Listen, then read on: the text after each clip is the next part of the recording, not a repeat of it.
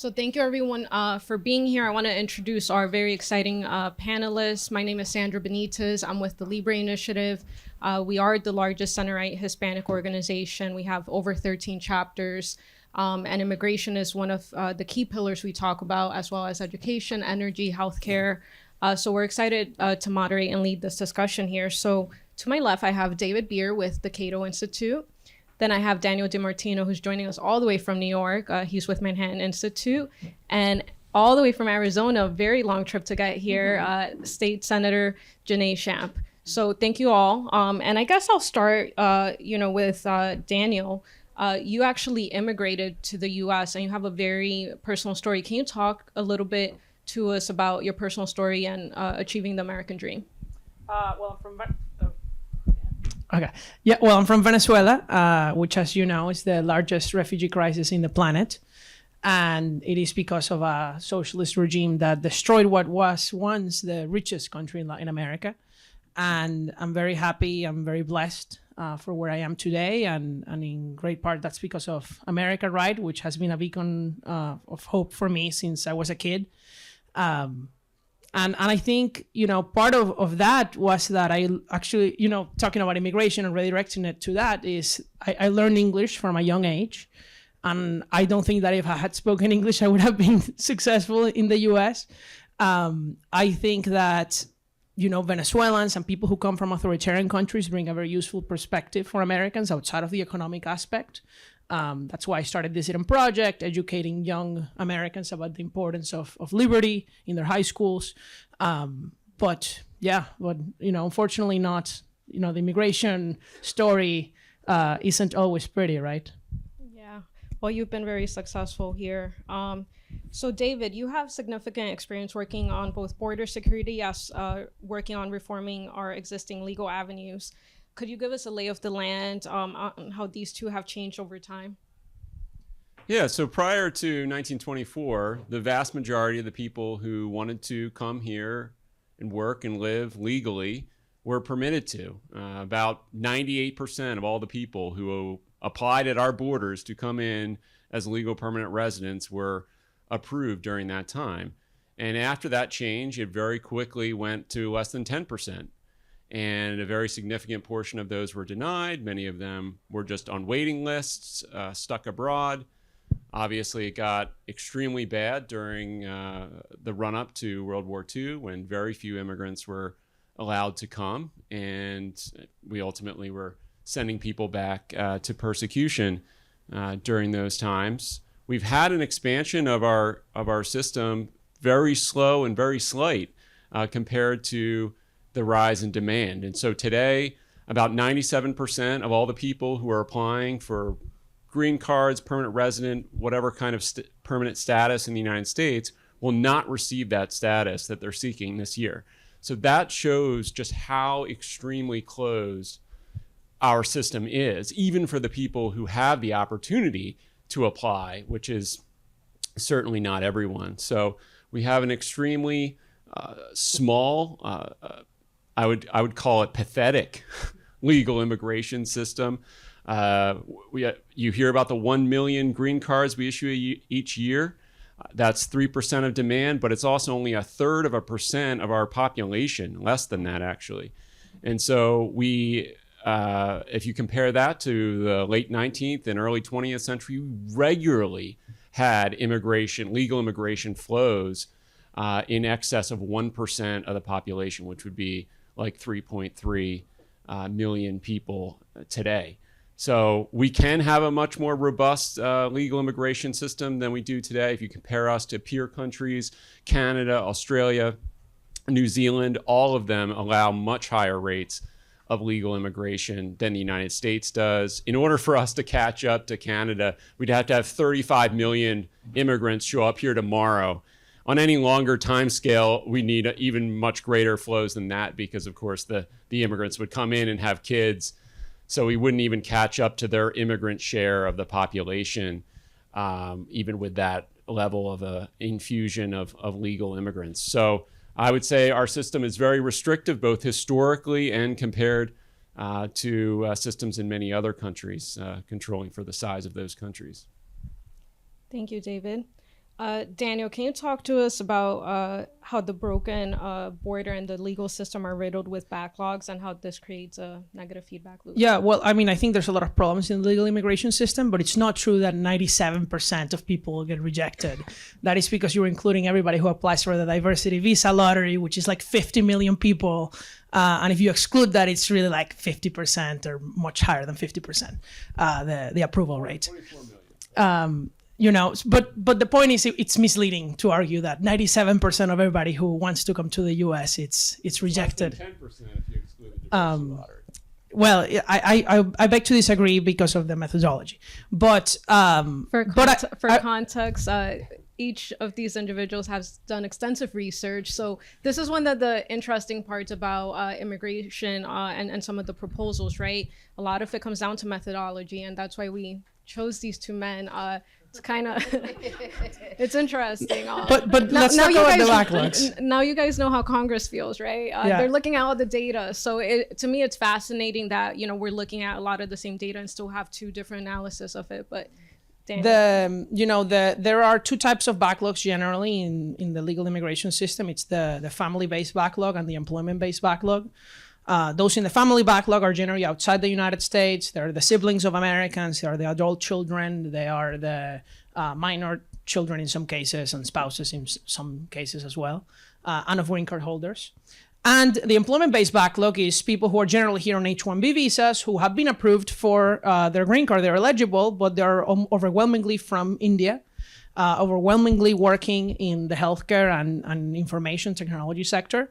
And they will likely never get their green cards because there is a limit on the number of green cards given every year. And there is a very small limit on the number of highly skilled immigrants that comes every year. And at the same time, the US gives away 55,000 green cards randomly in a lottery. It gives only to high-skilled workers about 70,000 a year because I'm not including their families there.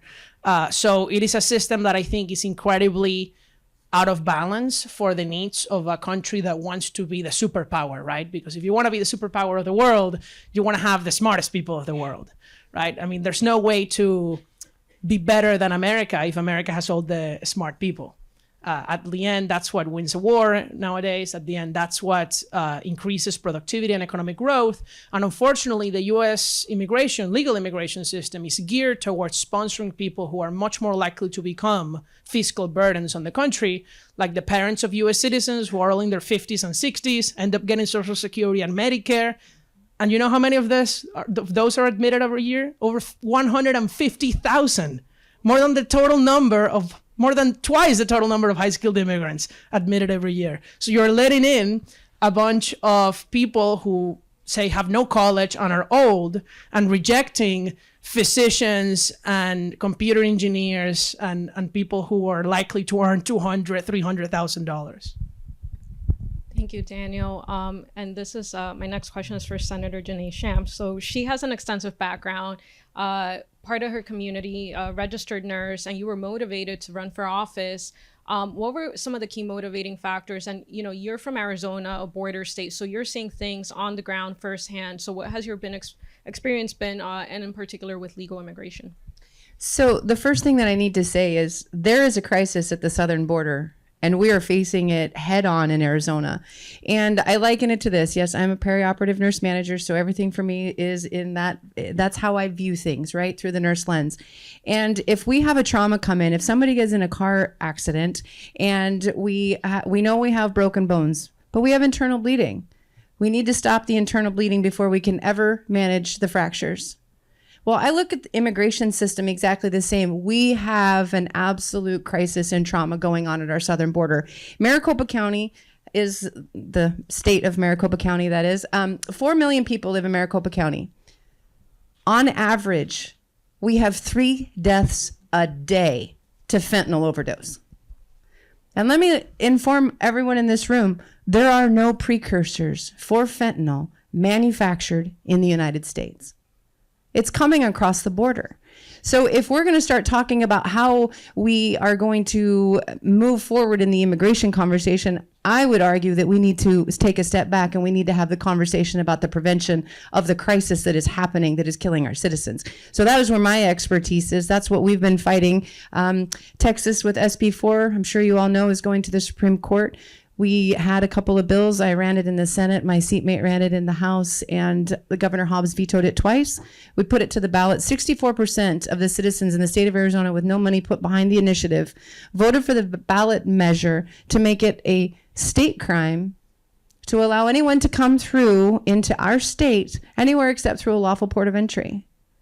The citizens overwhelmingly voted for this because we're in a time, and we kind of talked about this a little bit earlier in the homelessness, we're at a time where law and order needs to start to prevail. And in order to fix something that's broken, you have to mitigate the trauma that surrounds it in the first place. So for me, everything that we have done in Arizona has, because obviously federal level, and I should clarify, H-2A visas, I mean, we put out in Arizona $4.2 billion of agriculture. And in the 1970s, we utilized less than 10% of skilled workers coming across on H-2As. And now we're over 24%. So it's growing. And it's something that we utilize. It's part of our economy and it's part of our state. It's part of our culture, I would argue, that I completely support. But those people are being hurt by what's happening. And so as the nurse, I'm going to say it again, prevention, prevention, prevention. That's great. Thank you, Senator. Daniel, you've recently come out with a pretty impressive report. Could you talk to us a little bit about that? Yeah, so the question that I was trying to answer is, what is the impact of immigrants coming to the United States on the federal budget, right? Because the CBO had put out a report earlier this year saying that the border crisis was actually going to reduce the budget deficit by $1 trillion over the next 10 years. So I guess the only thing we need to do is add 10 million more illegal immigrants and we solve the budget deficit. But the reality is that it's all about the assumptions, and David and I have disagreements, and there's different assumptions that you can make about this that are complicated. But my results are very similar to those of the National Academies of Science. I really just updated and improved slightly their model. And basically it says that the average immigrant, legal or illegal, of all educations, just the average person coming to the US is a net surplus to the federal government of $10,000 over their life. That is really nothing over their lifetime. That's basically their wash. But low-skilled immigrants, that is immigrants who don't have, say, any college education, just high school or not even high school, and especially older immigrants, are all a net fiscal burden to the economy. And then high-skilled immigrants, imagine people here coming on H-1B visas or student visas who then become workers on OPT and all of these programs. They can be a net fiscal surplus of even over $1 million over their life to the federal government. And so really you can drastically change the budget situation of America if you just reduce low-skilled immigration and you increase high-skilled immigration. Now, many people will tell you, and the border crisis is a huge issue because of this, and we're bearing the brunt of that too in New York City, where I am. We have the state and local government. This is not part of my estimate. I wasn't including the free hotel rooms and the free Medicaid that California is giving all illegal immigrants now. But the state and local governments are bearing the brunt of the border crisis because many states don't even have income taxes. They can't even take advantage of the most of the work that these immigrants do. But they do pay free hotel rooms in New York City for over 60,000 illegal immigrants that are living there now. They're giving them monthly allowances of over $1,000 per family. This is no conspiracy of right-wing media. You can go and see it yourself. I've talked with these people myself. They are not terrible people. They're normal people who came through the border in very sad situations. It's the truth. But the United States risks becoming the dumping ground of homeless people for the world if you simply just tell anybody who comes will get a free hotel room. That is not how you solve the world's problems, right? Thank you, Daniel. David, I'm sure you have some words. And could you talk to us about what your research shows between high-skilled and low-skilled workers in relation to Daniel's report? Yeah, and I would just emphasize, I think New York City's policy on putting everyone up who shows up in a hotel room who wants one. I mean, it's 65,000 people in these hotel rooms. That's extremely damaging to New York City's budget. But that's a choice that New York City made, and they shouldn't have made it. But it's 65,000 out of a population of 7 million people who've come in the last 4 years and are still in the country right now. So that's not representative of the population at large or the country at large. For every New York City, there's a Miami who bans giving shelter to non-citizens. That's a much better policy. We should pressure New York to get rid of their policy.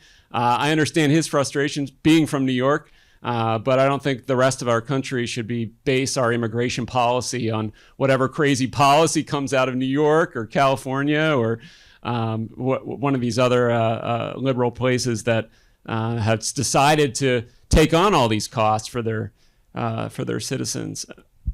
Look, in terms of what our research shows, I just have a lot of methodological differences or disagreements with Daniel's estimates.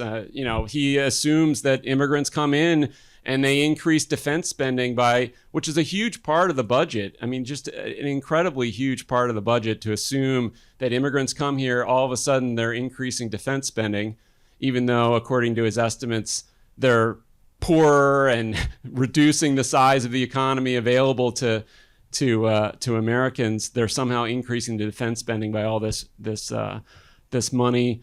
There are other methodological differences or disagreements that we could get into, but I don't think that deportation is the answer. I think we need a process for getting people on the right side of the law. We do this with tax law. People forget to pay their taxes, don't pay their taxes. There's an incentive for them to get on the right side of the law. We need the same thing in immigration space.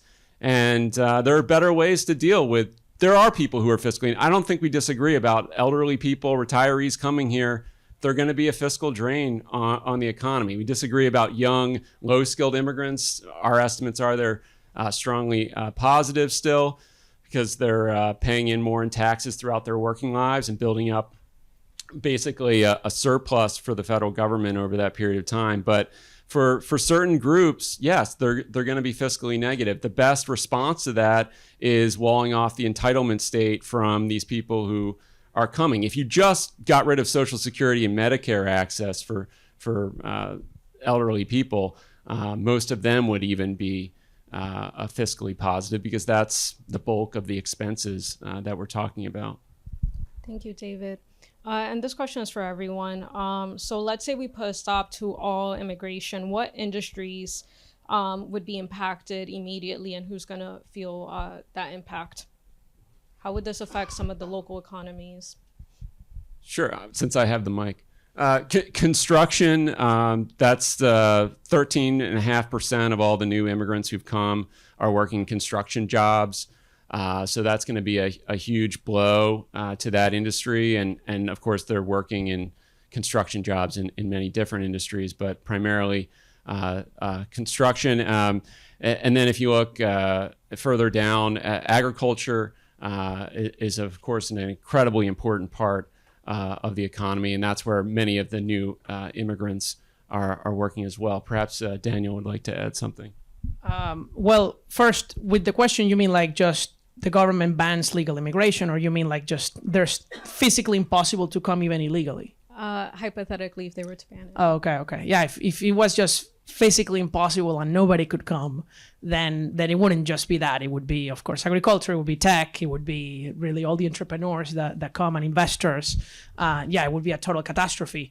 But I wanted to talk a little bit about this thing on the fiscal impact too, because it would have the demographic crisis. And this is one of the, I think, side conclusions from my report on the fiscal impact of immigrants.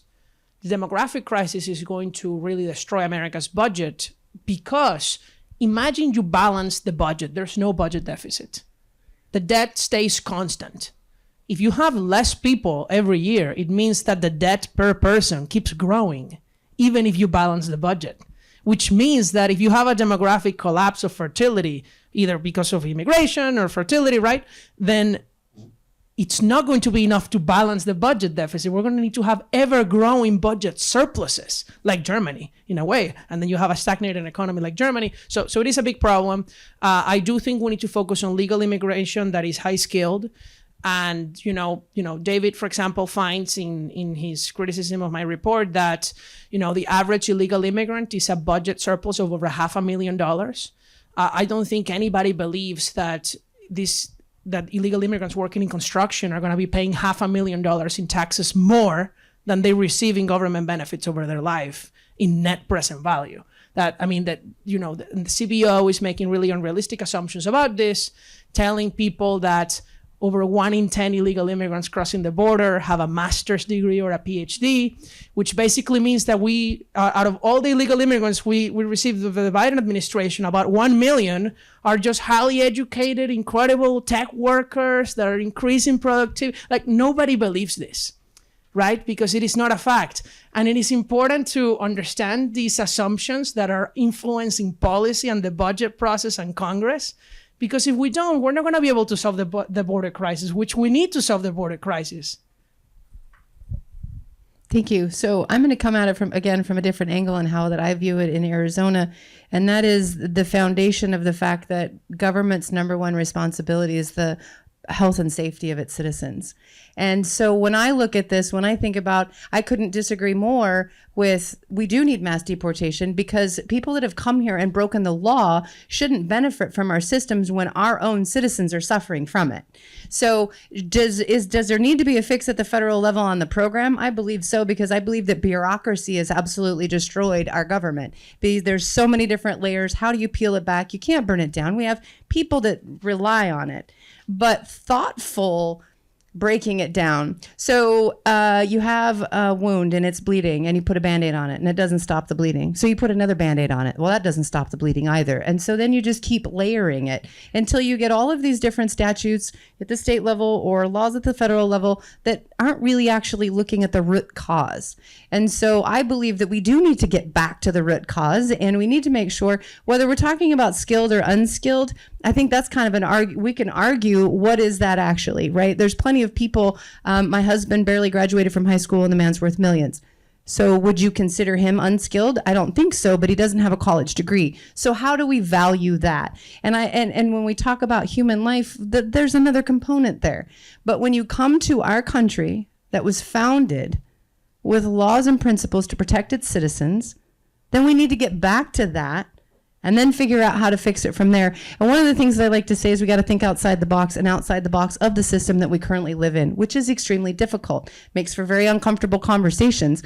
I actually like those conversations because I think we get a lot out of it. I have conversations with members across the aisle because I naively believe that if we're all coming to the table to have these conversations, we're going to ultimately come up with the best product that helps the most citizens. And that's what I'm here for. The citizens that have elected me into office to make sure that government functions as it's supposed to. Thank you, Senator. That kind of segues me into the next question. So there's going to be a Republican trifecta, right? What opportunities does this represent in terms of immigration reform and solving for the core issues versus, just jumping to mass deportation? And second part of that question is mass deportation even feasible? Well, since I have the microphone, I don't have the answers to the mass deportation is feasible. I will say this, that as far as I can tell, President Trump's never lied to us, so I'm going to go with that. When it comes to at the state level, what we're looking at doing, it's going to have to do with a lot of different portions, right? Because we have to make sure that we're taking into consideration, there are supremacy clauses. The federal government has its role, but the state also has its role. And if we're going to talk about federalism, then we're talking about the fact that the state created the federal government. We have the power, and that we need to figure out individually at the state level how we best protect the citizens of our states. So when we move forward in our conversations, it's about making sure that we're supporting public safety, making sure that we're supporting programs that are, there's women and children, there's a humanitarian crisis, but people want to say that the humanitarian crisis is that these women and children want to come across for a better life. But what we're not talking about are the bracelets that are put on these children. What we're not talking about is what happens when a woman is tied to a rape tree. Those are the things that I've witnessed. And this is not a lie told in the media for prime time. This is a very real thing that we see as legislators in the state of Arizona, and we are at the forefront of battling it, and we will continue to. And I hope that we're able to do that with a partnership with the federal government, but ultimately I believe that the state has the right to protect its citizens. I think there's a real opportunity to secure the border because of the Republican trifecta, because what's really needed to secure the border is money. There's this myth that the president can just issue a signature and then the border is closed. Actually, no, because murder is illegal. Are there homicides? Yes, right? Not because it's illegal. There aren't. There are. And how do you solve that? You need police. You need jails. And how do you enforce in the border? It's not the president simply declaring the border is closed. Illegal immigration is already illegal. So, what do you do about it? Then you need resources so that you have not just more border patrol. That's actually not the main issue. It's also another myth. We have a ton more border patrol than we used to have 10 or 20 years ago. Twice more border patrol agents than we had in the late 20th century, in the 1990s. So it's not about the patrol catching people. People turn themselves in. They don't want to sneak in. It's very few gotaways relative to the total population. They're just, I'm here to claim asylum. So what do? You have to detain them until their claim is heard. Now, their claim can't be heard because there's only 700 and something immigration judges in the whole country for over 4 million pending cases. And as soon as you get into the queue, you have to wait years. They're not going to retain you for years. That would be inhumane, right? To detain somebody for years, and very expensive too, I might add. So what do? They release them into the country. Why? Because the Refugee Act of 1980 amended the Immigration and Nationality Act, saying that everybody inside physical U.S. territory, not on this side of the wall, even if you have a wall, they're in physical territory, by the way, so they have to be picked up and brought to the other side. That's only to stop the people who sneak in. And the fentanyl, which is very important. But for the illegal immigration portion, you will need to fix the asylum laws, or you will need to detain everybody at the border. Now, we cannot fix the asylum laws because for that you need 60 votes in the Senate. Republicans are never going to be able, I don't think there's even most people in the Senate who would say we're going to totally gut the right to asylum. So absent that, you need 51 senators who say we're going to provide money for detention centers where everybody who arrives to the border is going to be detained and not released. And of course, that's going to mean a lot of people are going to be upset and say, wow, you're detaining all these people.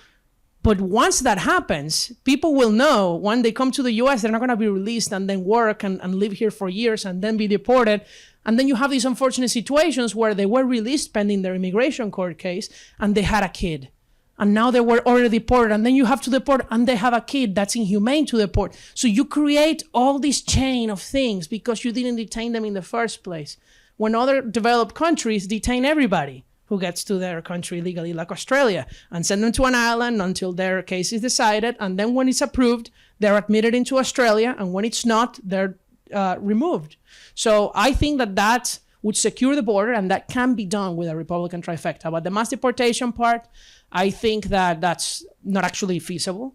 I don't think it's going to happen. I also don't think it would be desirable, if by that you mean deporting everybody who has been here for many decades. But I think that the securing the border part is feasible. You're from Venezuela, right? Do you know any college-educated Venezuelans who've come to the United States in the last few years? Not through the border.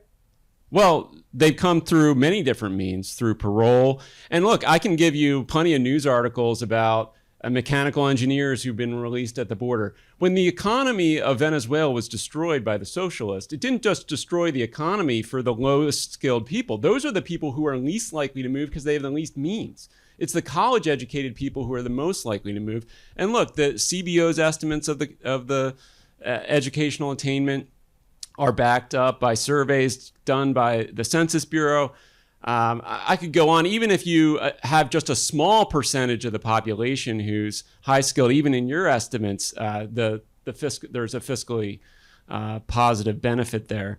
But look, we need to completely rethink what's happening here. You're right. People are coming. They're turning themselves in. That's a demonstration that they want to be part of a legal process to come to this country. We need to create that legal process. You're right about prevention. It shouldn't start on this side of the border. We need to prevent it by having a legal process in their home country where they can get involved in that process and go through that in order to come to the United States. Unfortunately, all we've had is executive action from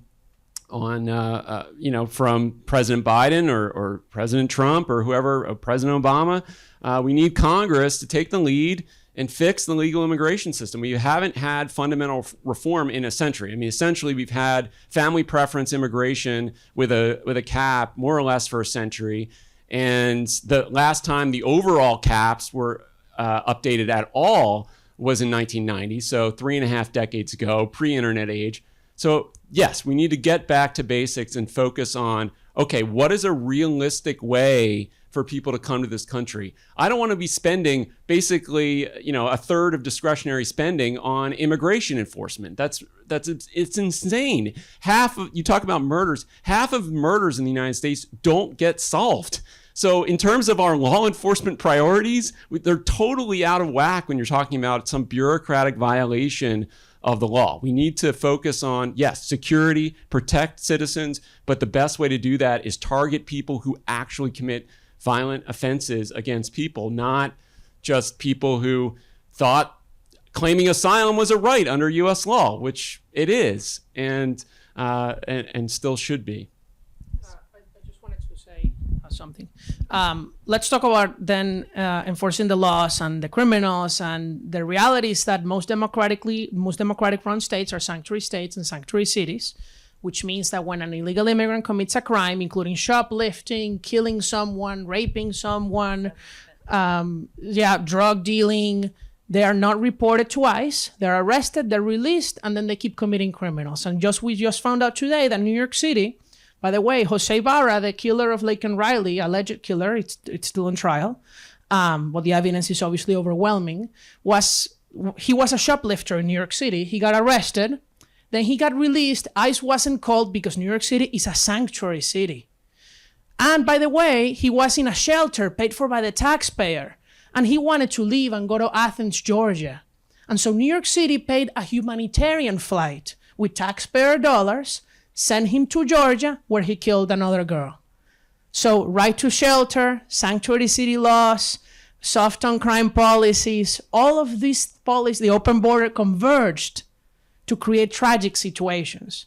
I don't think it's inhumane to say that if you commit a crime and you are not a citizen, you should be removed from the country that is your host, right? And I don't mean just murders. Yes, a shoplifter too.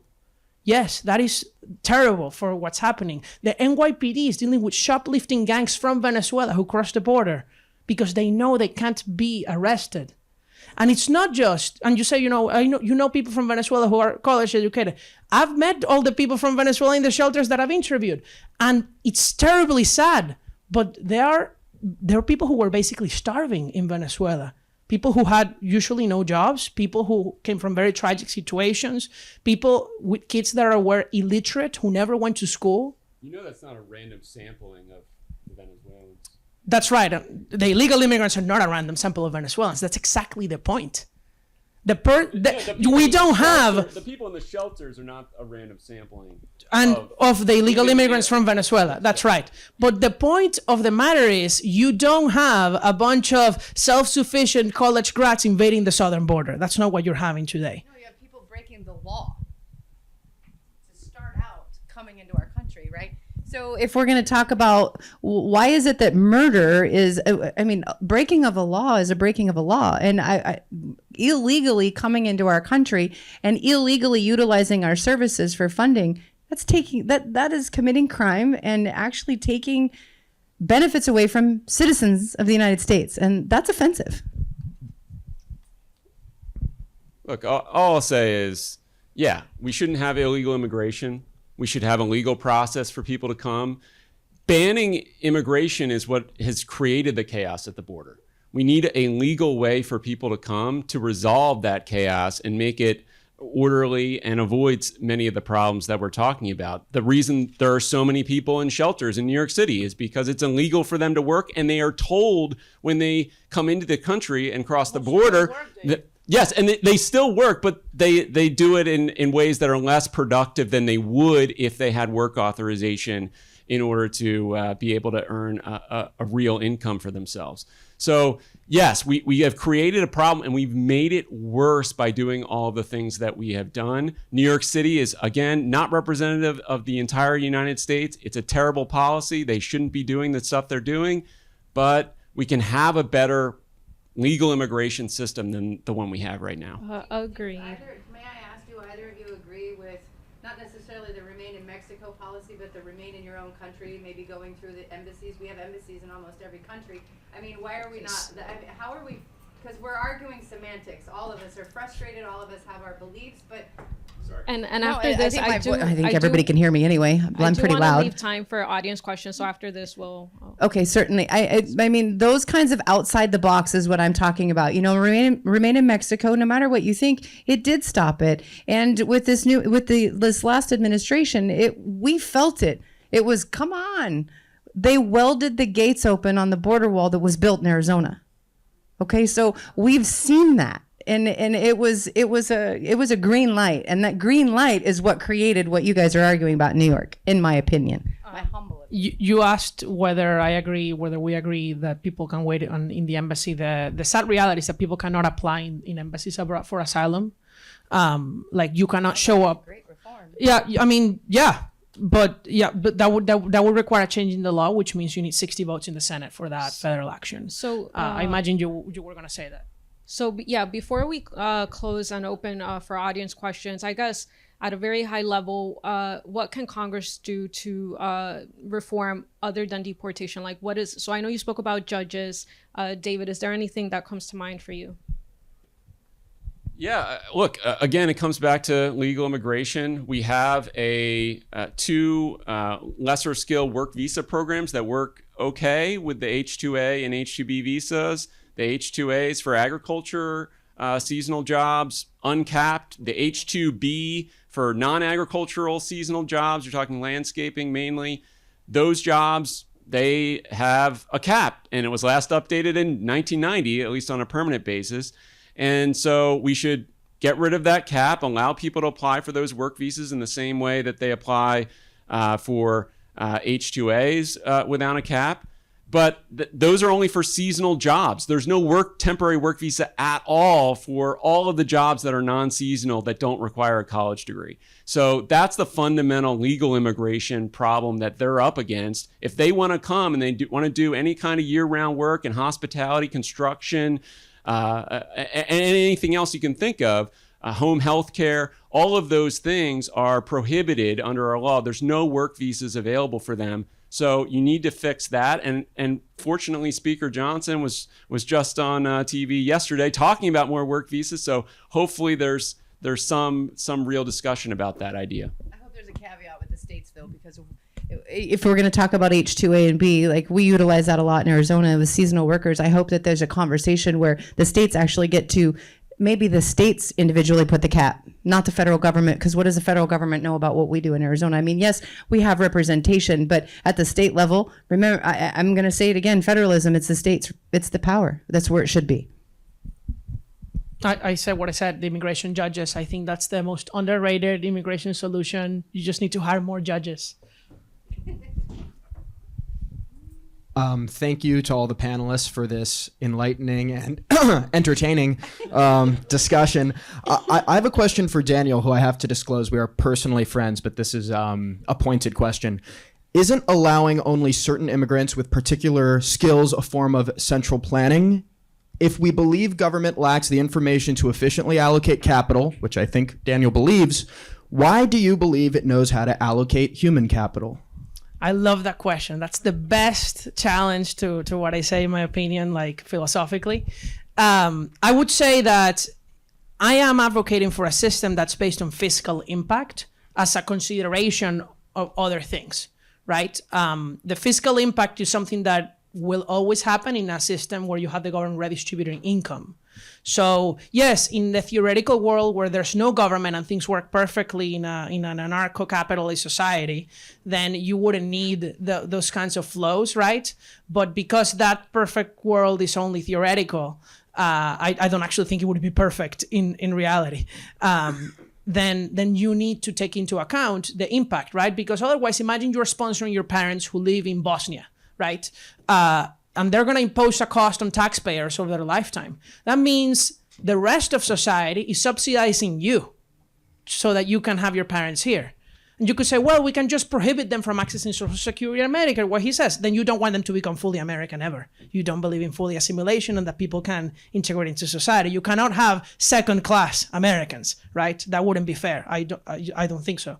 Or, which is exactly what Dubai does. I mean, you can have a country like that, the United Arab Emirates, that has free immigration for people who have jobs, where 90% of the population is foreign-born. There is no birthright citizenship. In fact, there's no naturalization unless you become Muslim and you marry a native. So like nobody becomes a citizen.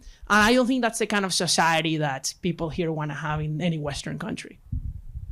A question for David. Two questions. They're simple, but maybe complex to answer. What are the sources predominantly of fentanyl, since that's been mentioned? And also, could you walk us through what exactly is and isn't a crime and or violation of the law for border crossers, including refugees, et cetera?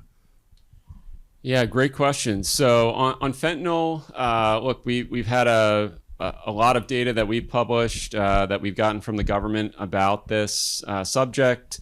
Over 80% of convicted fentanyl traffickers who are coming across the border are U.S. citizens.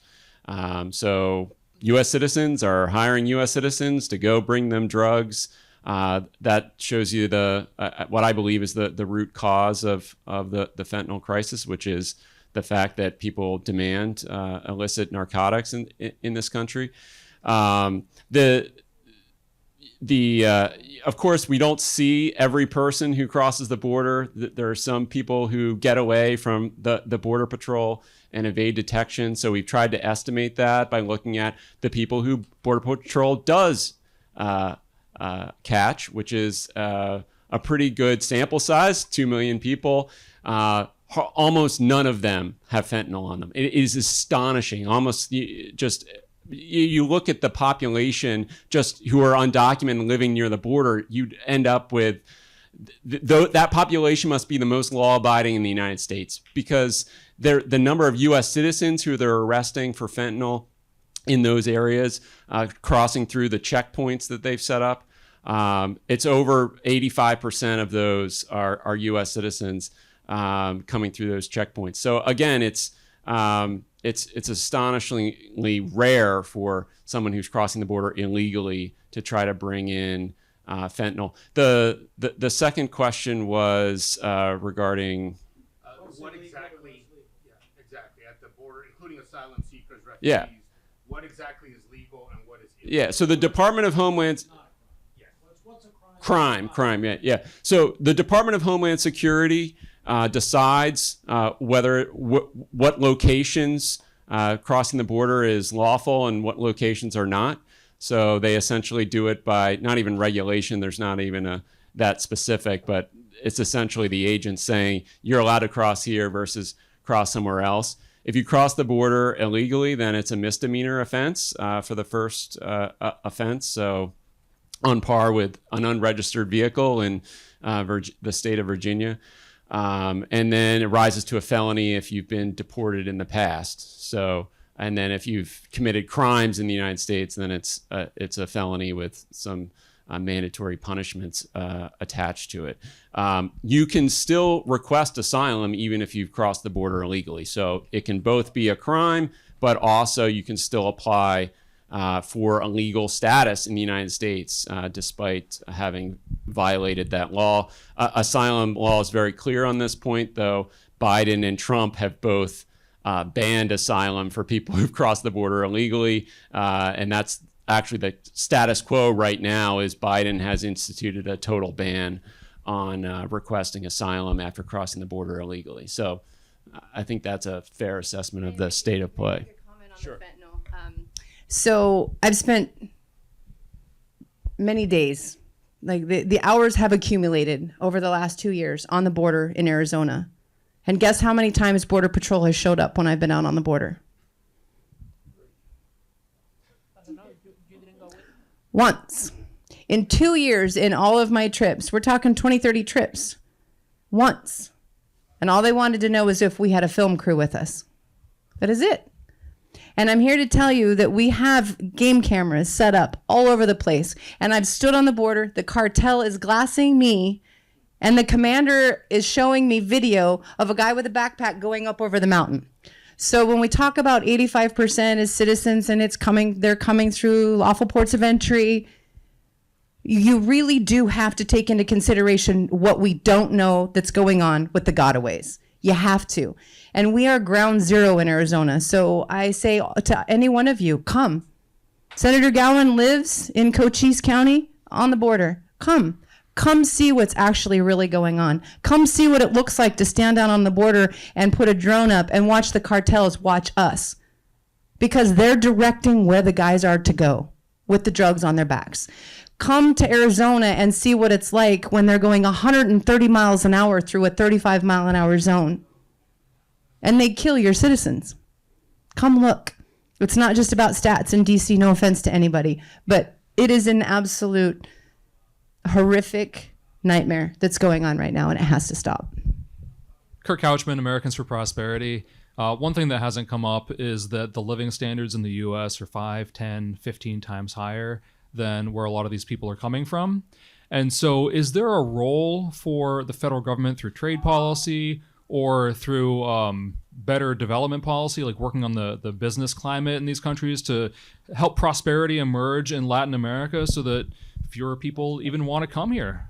Yeah, well, I mean, I think that the U.S. should have total free trade with countries that are not enemy countries. I mean, there's no reason why there shouldn't be free trade completely with Mexico, with Panama, with, Peru, Chile. I mean, there are some free trade agreements selectively, but there's still a lot of trade barriers, and that would help reduce those differences because it would make them richer, it would make the United States richer. Another thing, by the way, an easy fix to part of the illegal immigration problem that people are not talking about is that Ecuador needs to be pressured to require visas to people who are coming from outside Latin America. Nearly 20% of illegal border crossers are from outside the Western Hemisphere. China, India, Africa, Europe, the rest of Asia. And they're all flying to the country that doesn't require visas of them so that they can get to the border, and that country is Ecuador.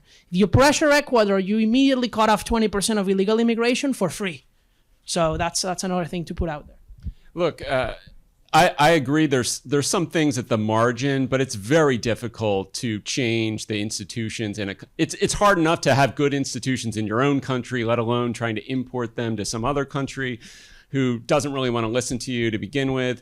The stuff that the U.S. government has done in the last 10 years on combating immigration abroad and trying to stop immigration through these other various countries has all been basically, we've put immigration above institutional reform in all of these countries. We don't care about institutional reform in Mexico anymore. We're all on board with the leftist government there because they're willing to send their National Guard to try to stop people from getting to the United States. It's the same all the way down. You can go all the way down. Even Venezuela, we're like, we're going to be chummy with the Venezuelan dictator in order that they'll take deportations from the United States. This is the guiding principle of foreign policy now in DC is what are they going to do to reduce immigration to the United States, not what are they going to do to improve the trade climate or business climate or institutions in their home country. That has just completely gone off the priority list for international relations at this point. All right. Other than Mexicans, very high. It's well over 50%. It might be, I think it's 56 to 60%. So that means terrorist countries. Let's talk about this. All right. Let's talk about the real situation down on the border.